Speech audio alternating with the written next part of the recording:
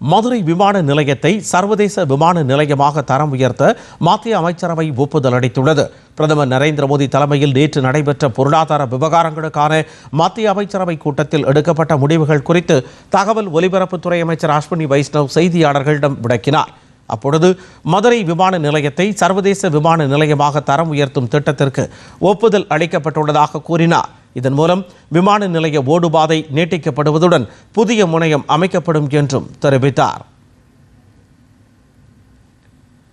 Already एक custom notified airport है, लेकिन लोगों का एस्पिरेशन है कि ये एक इंटरनेशनल एयरपोर्ट बने. जैसे ही कोई इंटरनेशनल एयरपोर्ट बनता है, ऑटोमेटिकली उसमें बहुत सारी फैसिलिटीज़ आती हैं और दुनिया भर से कनेक्टिविटी जो भी एयरलाइंस होती है वो भी अपने वहाँ पे स्लॉट्स लेने के लिए बिड करने लगती है. तो ओवरऑल एरिया का ग्रोथ बहुत बढ़ जाता है.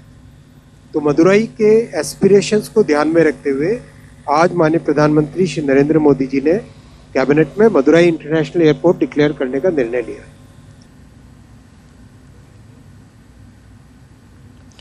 அனைத்து வீடுகளுக்கும் குழாய் மூலம் குடிநீர் வழங்கும் ஜல் ஜீவன் மிஷன் திட்டத்தை 2028ஆம் ஆண்டு டிசம்பர் மாதம் வரை நீட்டிக்கவும் மத்திய அமைச்சரவை ஒப்புதல் அளித்துள்ளதாகவும் இதற்காக 8 லட்சம் கோடி ரூபாய் ஒதுக்கப்படுவதாகவும் குறிப்பிட்டார்.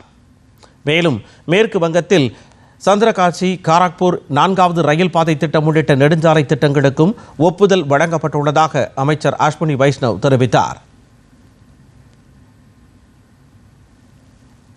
மதுரை விமான நிலையத்தை சர்வதேச விமான நிலையமாக அறிவிக்க மத்திய அமைச்சரவை ஒப்புதல் அளித்திருப்பது தமிழ்நாட்டின் வளர்ச்சி மற்றும் இணைப்புக்கு ஒரு குறிப்பிடத்தக்க முன்னெடுப்பாக இருக்கும் என்று பிரதமர் நரேந்திர மோடி குறிப்பிட்டுள்ளார். இது தொடர்பாக அவர் வெளியிட்டுள்ள சமூக வலைதள பதிவில் இந்த முன்னெடுப்பு தெற்கு தமிழ்நாடு முழுவதும் சுற்றுலா, வர்த்தகம் மற்றும் பொருளாதார வாய்ப்புகளை அதிகரிக்கும் என்றும் காலத்தால் அழியாத கலாச்சாரம் மற்றும் ஆன்மீக பாரம்பரியத்திற்காக கொண்டாடப்படும் மதுரை நகரம் அதன் உலகளாவிய இணைப்பை வலுப்படுத்த உள்ளது என்றும் பிரதமர் தெரிவித்துள்ளார்.